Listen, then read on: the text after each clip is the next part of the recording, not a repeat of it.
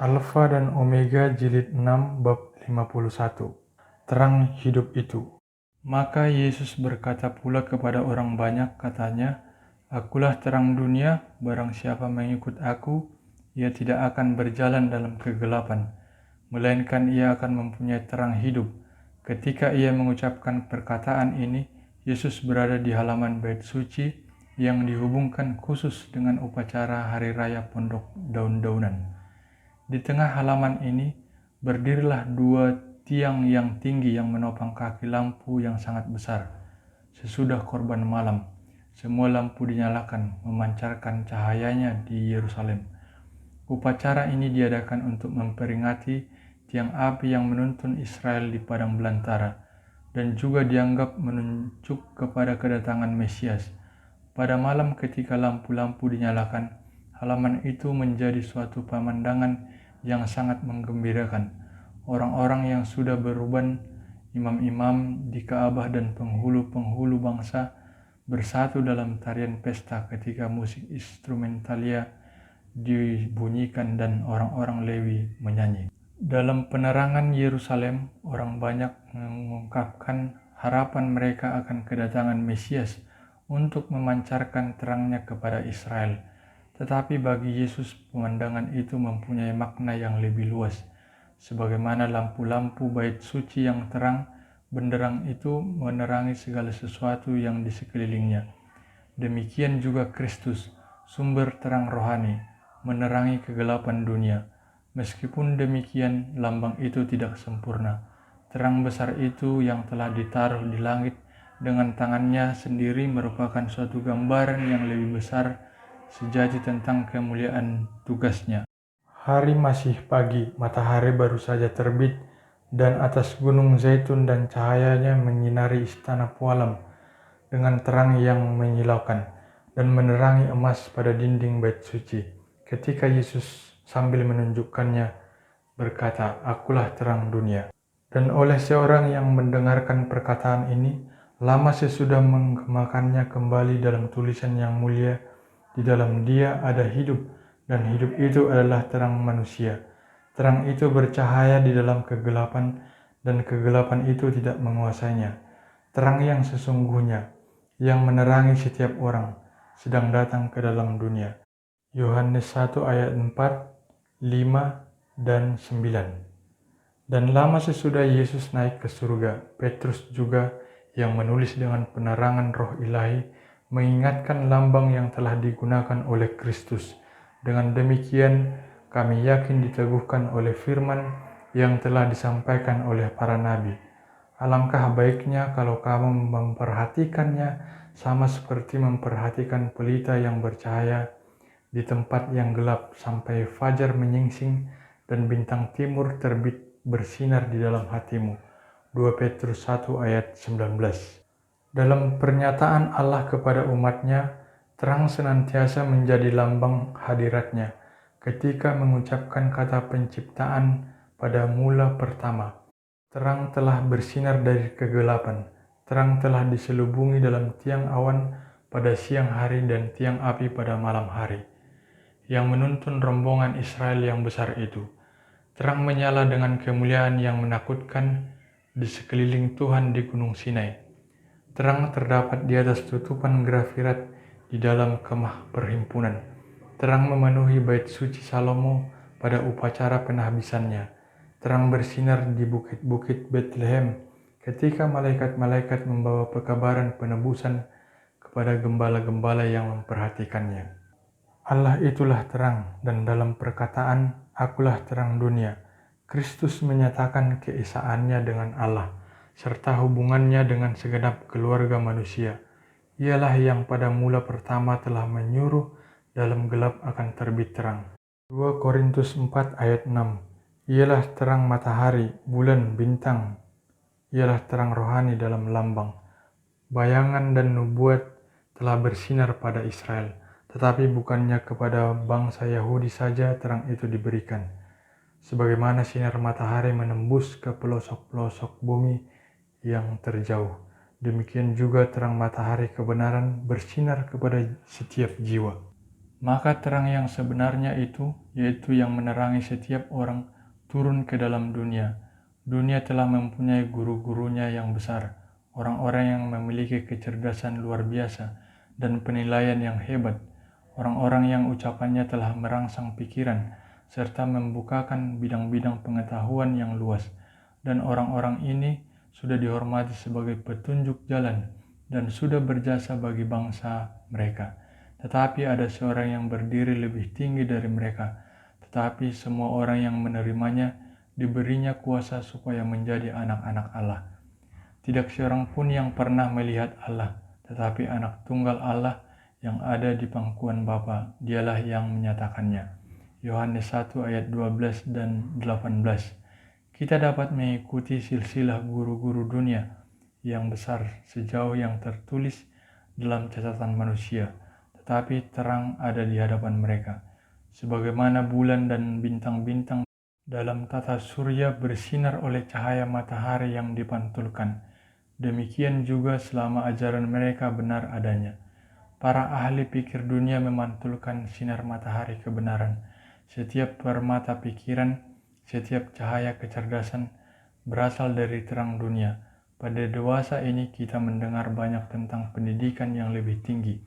Pendidikan yang lebih tinggi yang sejati ialah yang diberikan olehnya, yang di dalam dialah tersembunyi segala harta hikmat dan pengetahuan. Dalam dia ada hidup dan hidup itu adalah terang manusia. Kolose 2 ayat 3, Yohanes 1 ayat 4. Siapa yang mengikut aku, kata Yesus, ia tidak akan berjalan di dalam kegelapan, melainkan akan mempunyai terang hidup. Dalam perkataan akulah terang dunia, Yesus menyatakan dirinya sebagai Mesias. Simon yang sudah tua di bait suci tempat Kristus sedang mengajar telah mengucapkan tentang dia sebagai terang yang menjadi pernyataan bagi bangsa-bangsa lain dan menjadi kemuliaan bagi umatmu Israel. Lukas 2 ayat 32. Dalam perkataan ini ia sedang mengenakan kepadanya suatu nubuat yang diketahui oleh segenap Israel. Oleh Nabi Yesaya, Roh Kudus telah menyatakan, terlalu sedikit bagimu hanya untuk menjadi hambaku, untuk menegakkan suku-suku Yakub, dan untuk mengembalikan orang-orang Israel yang masih terpelihara. Tetapi aku akan membuat engkau menjadi terang bagi bangsa-bangsa, supaya keselamatan yang daripadaku sampai ke ujung bumi. Yesaya 49 ayat 6. Nubuat ini umumnya dipahami sebagai ucapan tentang Mesias, dan ketika Yesus mengatakan, akulah terang dunia, orang banyak sudah tentu mengakui tuntutannya sebagai yang dijanjikan itu. Bagi orang Farisi dan penghulu-penghulu, tuntutan ini tampaknya merupakan suatu anggapan yang berlebihan, bahwa seorang seperti mereka sendiri yang berpura-pura seperti itu sungguh tidak dapat mereka biarkan begitu saja, seolah-olah tidak mengindahkan perkataannya. Mereka menuntut, siapakah engkau ini? Mereka menentukan hendak memaksa dia menyatakan dirinya Kristus. Rupanya dan pekerjaannya sangat berbeda dengan harapan orang banyak, sehingga musuh-musuhnya yang licik itu beranggapan bahwa pengumuman yang terus terang bahwa ia sendirilah Mesias itu akan menyebabkan dia ditolak sebagai seorang pembohong. Tetapi pertanyaan mereka, siapakah engkau? Dijawab Yesus dengan, apakah gunanya lagi aku berbicara dengan kamu?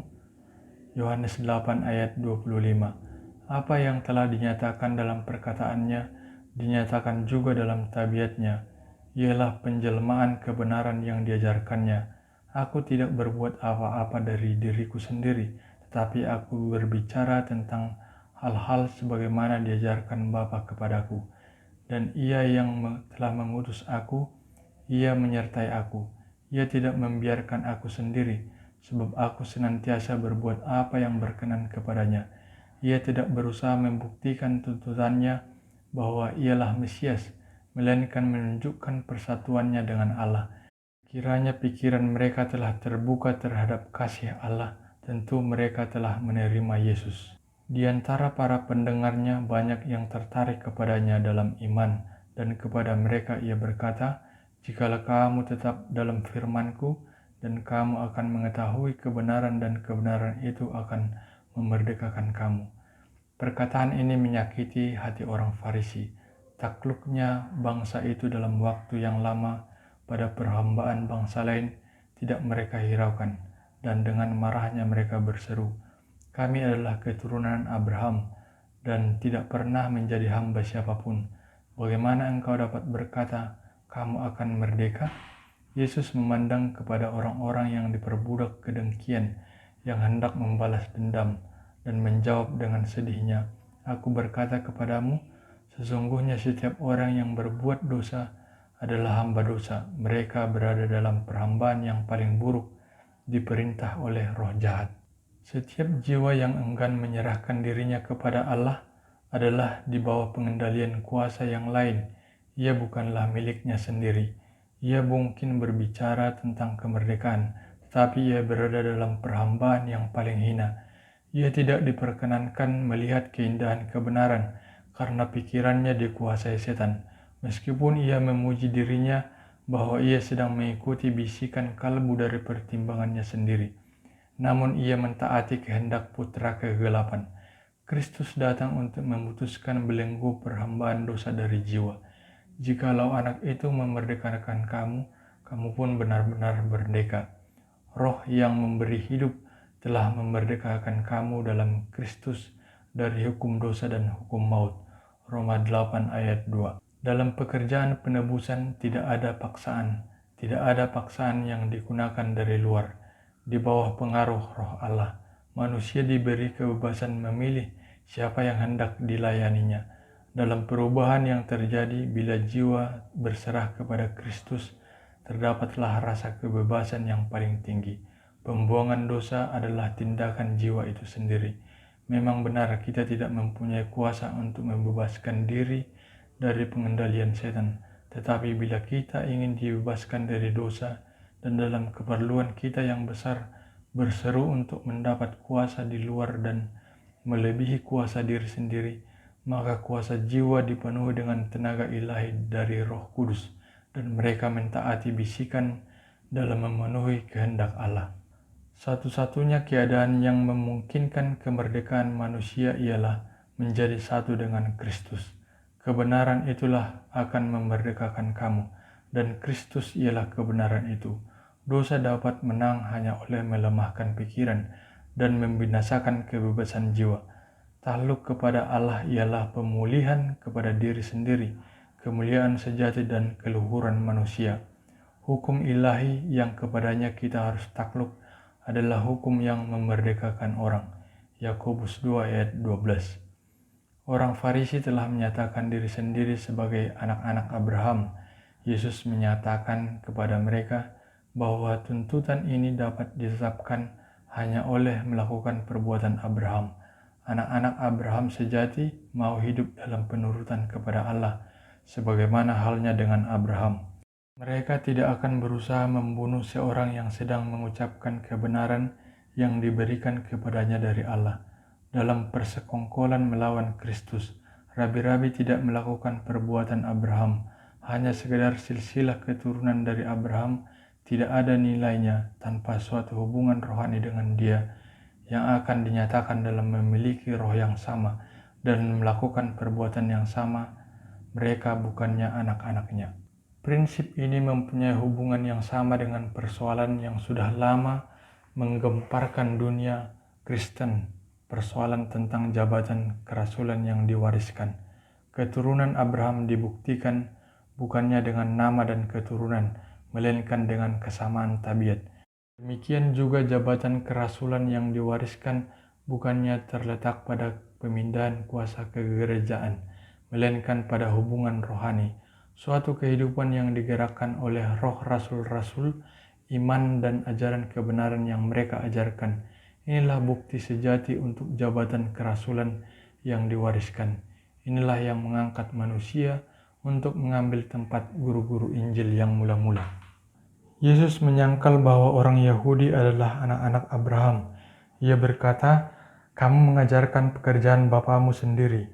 Dengan mengejek mereka menjawab, "Kami tidak dilahirkan dari zina. Bapa kami satu, yaitu Allah." Perkataan ini yang menyindir keadaan kelahirannya.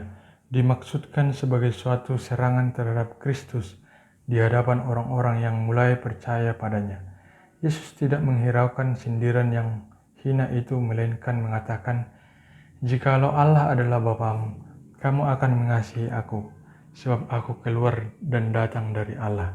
Perbuatan mereka menyaksikan tentang hubungan mereka kepada Dia yang menjadi seorang penipu dan pembunuh.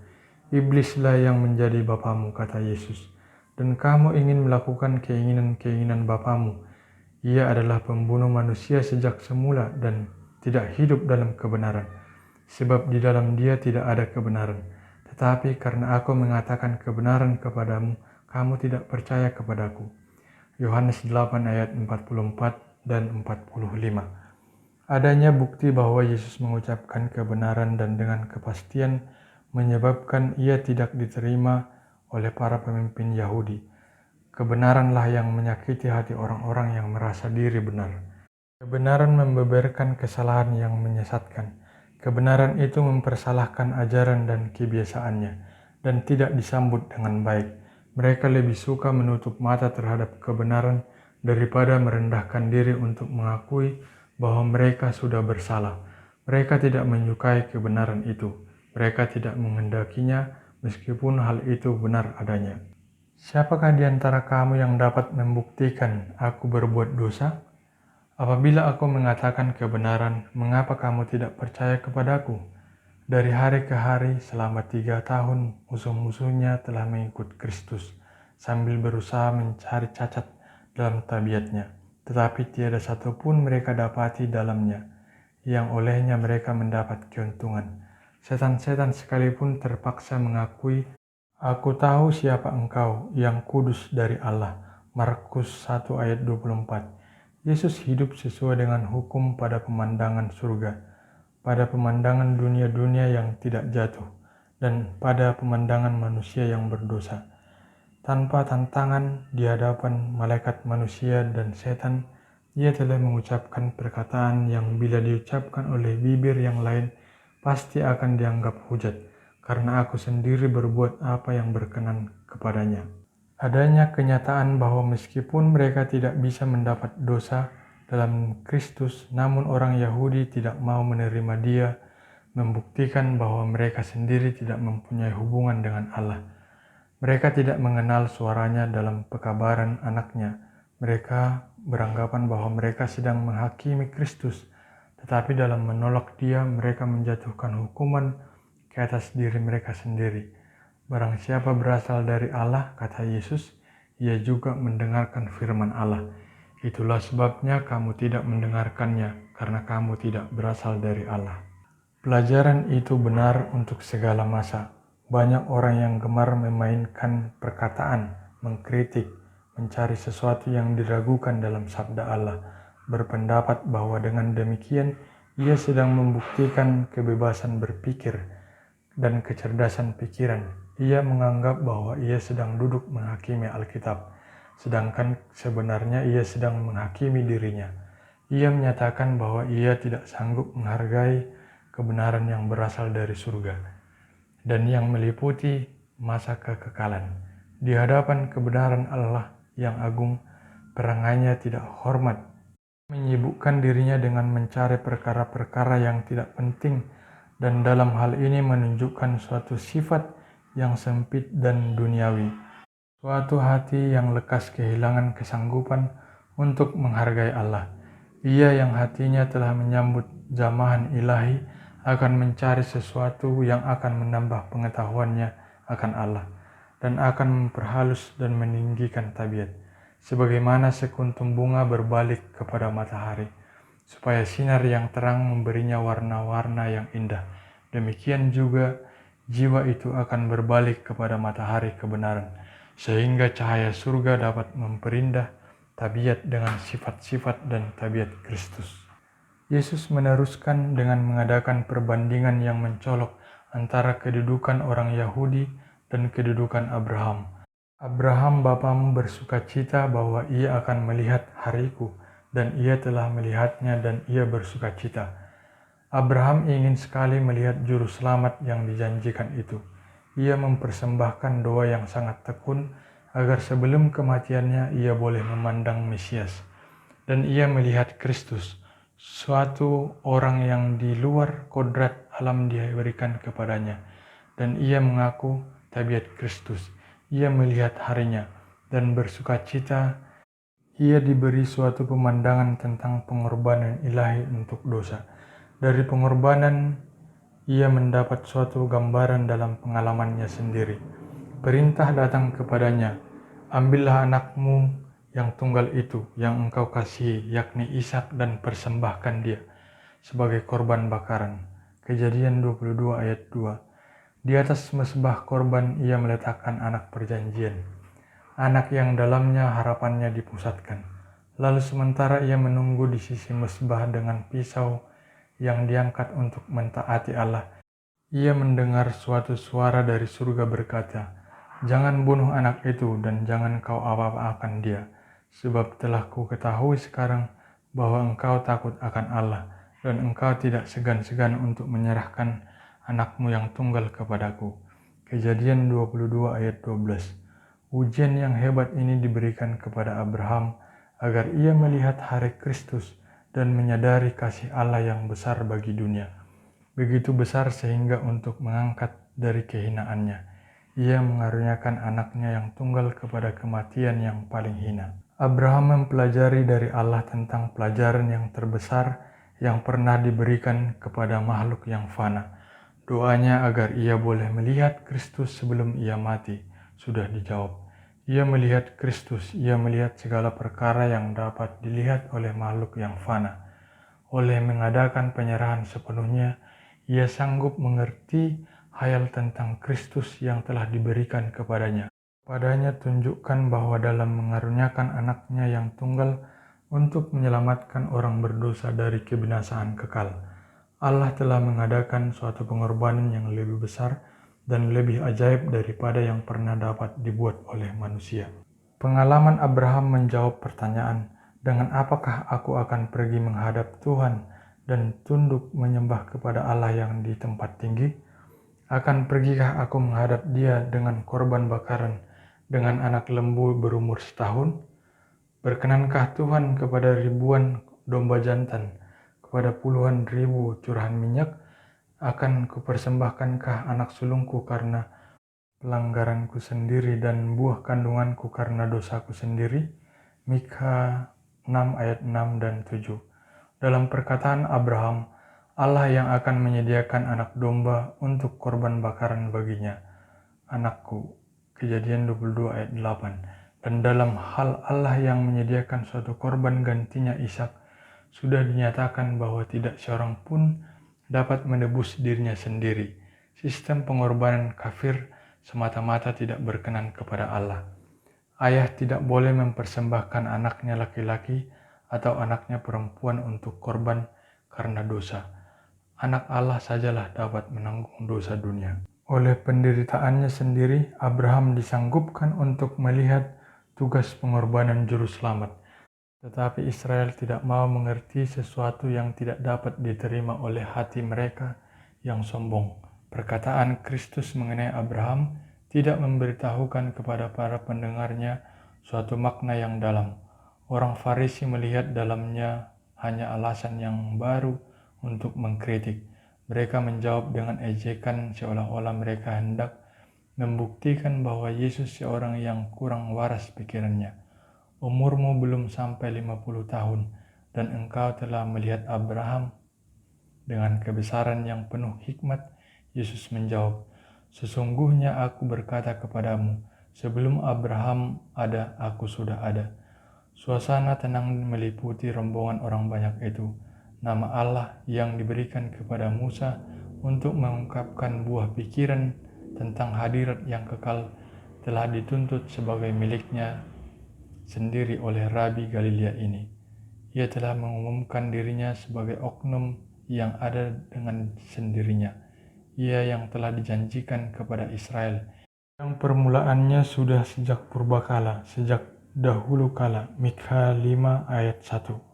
Sekali lagi imam-imam dan rabi-rabi berteriak menentang Yesus sebagai penghujat. Tuntutannya bahwa ia satu dengan Allah pernah membangkitkan amarah untuk membunuh dia. Dan beberapa bulan kemudian mereka menyatakan dengan jelas, bukan karena suatu pekerjaan baik maka kami mau melempari engkau, melainkan karena engkau menghujat Allah dan karena engkau, sekalipun hanya seorang manusia saja, menyamakan dirimu dengan Allah. Yohanes 10 ayat 33. Karena memang benar ialah anak Allah dan mengakui dirinya demikian, mereka pun menentukan hendak membinasakan dia. Sekarang banyak di antara mereka yang memihak kepada para imam dan rabi, memungut batu hendak merajam dia, tetapi Yesus menghilang dan meninggalkan bait Allah. Terang itu bercahaya di dalam kegelapan, dan kegelapan itu tidak menguasainya. Yohanes 1 ayat 5. Waktu Yesus sedang lewat, ia melihat seorang yang buta sejak lahirnya. Murid-muridnya bertanya kepadanya, "Rabi, siapakah yang berbuat dosa, orang ini sendiri atau orang tuanya, sehingga ia dilahirkan buta?" Jawab Yesus, "Bukan dia dan bukan juga orang tuanya, tetapi karena pekerjaan-pekerjaan Allah harus dinyatakan di dalam dia." Setelah ia menyatakan semuanya itu, ia meludah ke tanah dan mengaduk ludahnya itu dengan tanah, lalu mengoleskannya pada mata orang buta tadi dan berkata kepadanya, "Pergilah, basuhlah dirimu dalam kolam Siloam." Siloam artinya yang diutus. Maka pergilah orang itu, ia membasuh dirinya lalu kembali dengan matanya yang sudah melek.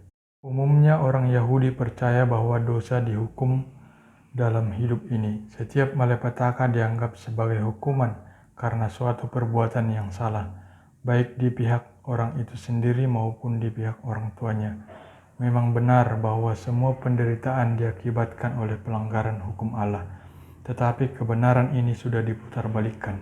Setan, sumber dosa dan segala akibatnya, telah menuntun manusia untuk menganggap penyakit dan kematian sebagai sesuatu yang berasal dari Allah, sebagai suatu hukuman yang dikenakan sewenang-wenang karena dosa. Itulah sebabnya seorang yang telah ditimpa kesedihan atau malapetaka yang besar menanggung beban tambahan karena ia dianggap sebagai seorang yang besar dosanya.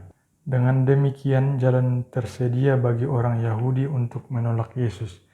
Ia yang telah menanggung segala kelemahan kita dan telah mengangkat segala penyakit kita, dipandang oleh orang Yahudi sebagai seorang yang hina dan dihindari orang, seorang yang penuh kesengsaraan dan yang biasa menderita kesakitan, sehingga orang menutup mukanya terhadap dia.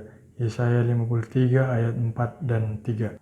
Allah telah memberikan suatu pelajaran yang direncanakan untuk mencegah hal ini. Sejarah Ayub telah menunjukkan bahwa penderitaan dikenakan oleh setan dan dikalahkan oleh Allah untuk maksud kemurahan. Tetapi Israel tidak mengerti pelajaran itu. Kekeliruan yang sama yang telah ditegur Allah pada sahabat-sahabat Ayub diulangi oleh Yahudi dalam penolakan mereka akan Kristus. Percayaan orang Yahudi mengenai hubungan antara dosa dan penderitaan dianut oleh murid-murid Kristus. Meskipun Yesus memperbaiki kekeliruan mereka, ia tidak menjelaskan sebab malapetaka manusia, melainkan mengatakan kepada mereka apa yang akan diakibatkannya. Karena itulah perbuatan Allah akan dinyatakan. "Selama aku di dalam dunia ini," katanya, "akulah terang dunia." Kemudian setelah mengoles mata orang buta itu, ia menyuruh dia membasuhnya di kolam Siloam, dan pulihlah penglihatan orang itu. Dengan demikian, Yesus menjawab pertanyaan murid-murid dengan cara yang praktis, sebagaimana biasanya ia menjawab pertanyaan yang ditanyakan kepadanya karena ingin tahu. Murid-murid tidak dipanggil untuk memperbincangkan pertanyaan mengenai siapa yang berdosa atau tidak berdosa, melainkan untuk mengerti kuasa dan kemurahan Allah dalam memberikan penglihatan kepada orang buta. Sudah jelas bahwa tidak ada khasiat penyembuhan dalam tanah lembek itu atau di kolam tempat orang buta disuruh membasuh mukanya, melainkan bahwa khasiat itu terdapat dalam Kristus. Orang Farisi sudah tentu takjub melihat kesembuhan itu, tetapi mereka malah dipenuhi kebencian lebih dari biasanya, karena mukjizat itu telah diadakan pada hari Sabat. Tetangga orang muda itu serta mereka yang mengetahui dia dahulu dalam kebutaannya berkata, "Bukankah dia ini yang selalu mengemis?" Mereka memandang kepadanya dengan kebimbangan, karena ketika matanya terbuka, wajahnya berubah dan berseri-seri, dan ia kelihatan seperti orang lain. Pertanyaan disampaikan dari seorang kepada yang lain. Ada orang yang berkata, "Inilah dia." Ada pula yang berkata, "Bukan, tetapi ia serupa dengan dia." Tetapi ia yang menerima berkat besar dan membereskan persoalan itu dengan berkata, "Benar, akulah dia." Kemudian ia menceritakan kepada mereka tentang Yesus dan bagaimana caranya ia disembuhkan. Mereka bertanya, "Di manakah dia?" Ia menjawab, "Aku tidak tahu." Kemudian mereka membawa dia ke hadapan majelis orang Farisi. Sekali lagi orang itu ditanyai bagaimana ia telah mendapat penglihatannya. Maka katanya kepada mereka, "Ia mengoleskan adukan tanah pada mataku, lalu aku membasuh diriku dan sekarang aku dapat melihat." Maka berkatalah sebagian orang Farisi itu, "Orang ini tidak datang dari Allah, sebab ia tidak memelihara hari Sabat." Orang Farisi berharap hendak membuktikan bahwa Yesus telah berdosa, dan itulah sebabnya ia bukan Mesias. Mereka tidak mengetahui bahwa ialah yang telah menjadikan Sabat dan mengetahui segala kewajibannya, dan yang telah menyembuhkan orang buta itu. Mereka kelihatan luar biasa rajinnya dalam pemeliharaan Sabat. Namun mereka merencanakan pembunuhan pada hari itu juga. Tetapi banyak orang sangat terharu mendengar tentang mukjizat ini, dan diyakinkan bahwa ia yang telah mencelikkan mata orang buta itu lebih dari manusia biasa. Menjawab tuduhan bahwa Yesus adalah seorang yang berdosa, karena ia tidak memelihara hari Sabat. Mereka berkata, "Bagaimanakah seorang berdosa dapat mengadakan tanda yang demikian?" Sekali lagi rabi-rabi memohon kepada orang buta itu, "Dan engkau, apakah katamu tentang dia? Karena ia telah memelekkan matamu?" Jawabnya, "Ia adalah seorang nabi." Lalu orang Farisi menegaskan bahwa ia tidak buta sejak lahir dan mendapat penglihatannya. Mereka memanggil orang tuanya dan menanyakan kepada mereka, katanya, "Inikah anakmu yang kamu katakan bahwa ia lahir buta?" Di situ terdapat orang itu sendiri yang menyatakan bahwa tadinya ia buta dan penglihatannya telah dipulihkan. Tetapi orang Farisi lebih suka menyangkal bukti kesadaran mereka sendiri daripada mengakui bahwa mereka sudah keliru. Prasangka begitu kuat sehingga pemutarbalikan adalah kebenaran orang Farisi. Harapan orang Farisi tinggal satu lagi, yaitu menakut-nakuti orang tuanya. Dengan pura-pura bersungguh-sungguh mereka bertanya, "Bagaimanakah ia nampak sekarang ini?"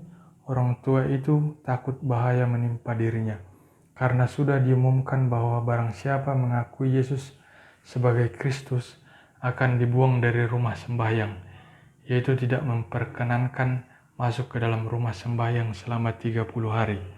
Selama waktu ini tidak seorang anak pun dapat disunat ataupun orang mati diratapi di rumah orang yang melanggar itu. Hukuman yang dijatuhkan itu dianggap sebagai suatu malapetaka yang besar, dan jika tidak membawa pertobatan, suatu hukuman yang jauh lebih berat mengikutinya. Pekerjaan besar yang dilakukan bagi anak mereka telah membawa keyakinan kepada orang tua itu. Tetapi mereka menjawab, "Yang kami tahu ialah bahwa dia ini anak kami dan bahwa ia lahir buta. Tetapi bagaimana ia sekarang dapat melihat? Kami tidak tahu, dan siapa yang memelekkan matanya, kami juga tidak tahu. Tanyakanlah kepadanya sendiri. Ia sudah dewasa. Ia dapat berkata-kata untuk dirinya sendiri." Dengan demikian mereka memindahkan segala tanggung jawab dari diri mereka kepada anak mereka, karena mereka tidak berani mengakui Kristus. Pilihan yang sukar yang dalam orang Farisi ditempatkan cara bertanya dan prasangka mereka, kurang percaya mereka akan bukti-bukti mengenai persoalan itu, sedang membuka mata orang banyak, terutama mata orang awam. Yesus sudah sering mengadakan mukjizat-mukjizatnya di jalan terbuka, dan pekerjaannya selamanya bersifat meringankan penderitaan. Pertanyaan dalam pikiran banyak orang ialah, apakah Allah mau mengadakan perbuatan sebesar itu dengan perantaraan seorang pembohong? Sebagaimana penegasan orang Farisi tentang Yesus, pertentangan kian bertambah seru dari kedua belah pihak. Farisi melihat bahwa mereka sedang mengumumkan pekerjaan yang dilakukan oleh Yesus. Mereka tidak dapat mengingkari mukjizat itu. Orang yang tadinya buta itu dipenuhi dengan kegembiraan dan perasaan terima kasih. Ia melihat keadaan alam yang ajaib, dipenuhi dengan kesukaan melihat keindahan bumi dan langit. Dengan bebas diceritakan pengalamannya. Dan sekali lagi mereka berusaha mendiamkannya dengan berkata, katakanlah kebenaran di hadapan Allah. Kami tahu bahwa orang itu orang berdosa. Yaitu jangan katakan lagi bahwa orang memberikan penglihatan kepadamu. Allah lah yang telah melakukan hal ini. Orang buta itu menjawab, apakah orang itu orang berdosa? Aku tidak tahu, tetapi satu hal yang aku tahu, yaitu bahwa aku tadinya buta dan sekarang dapat melihat. Lalu mereka bertanya lagi, apakah yang diperbuatnya padamu? Bagaimana ia memelekkan matamu? Dengan banyak perkataan mereka berusaha membingungkan dia, agar ia berpikir bahwa ia sudah terperdaya.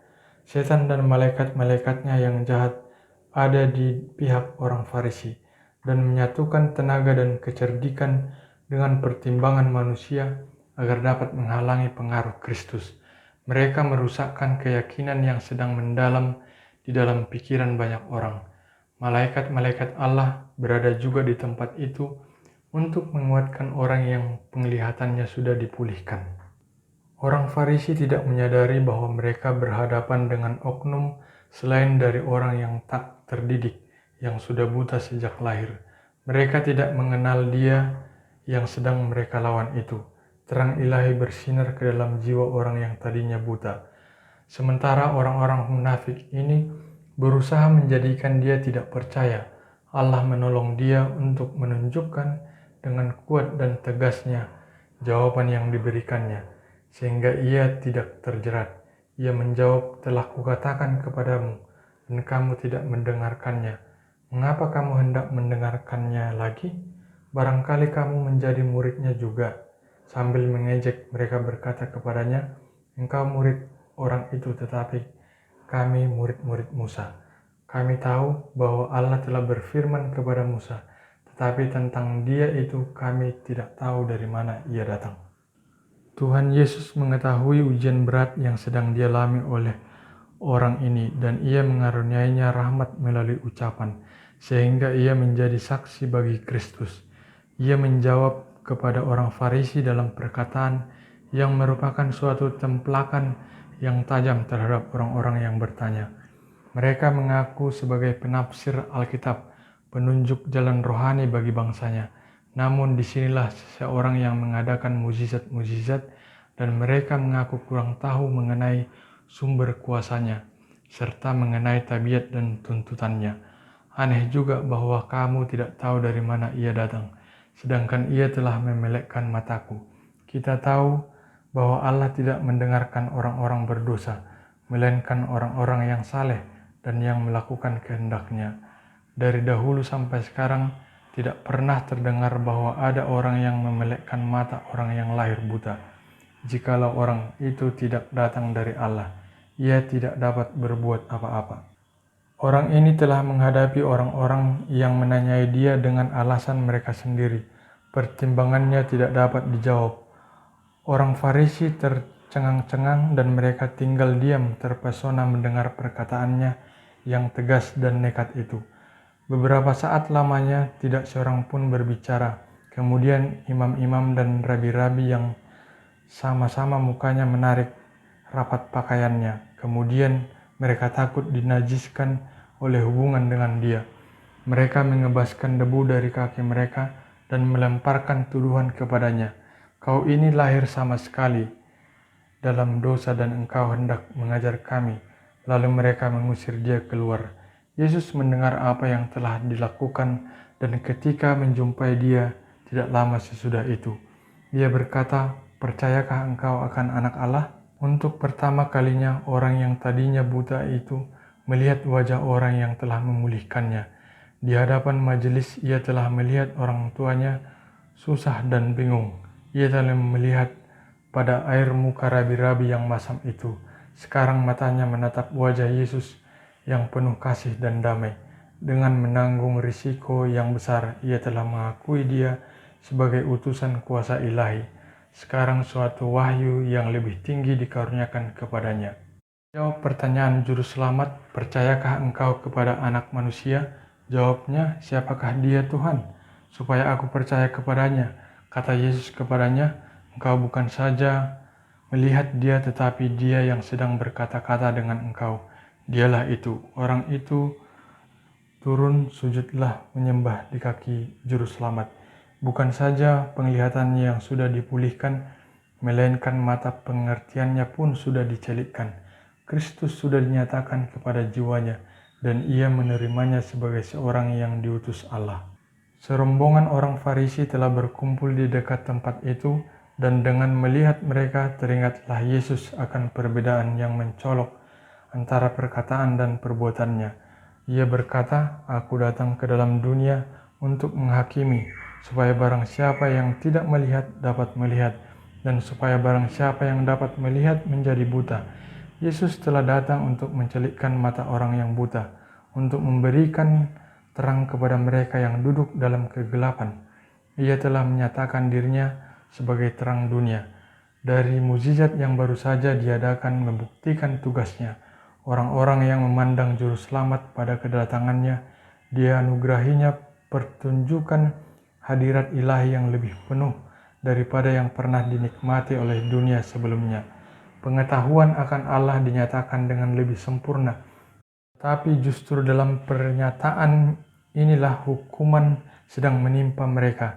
Tabiat mereka diuji dan nasib mereka ditentukan. Pertunjukan kuasa ilahi telah memberi orang yang tadinya buta penglihatan jasmani dan rohani, telah membiarkan orang Farisi dalam kegelapan yang lebih gelap lagi.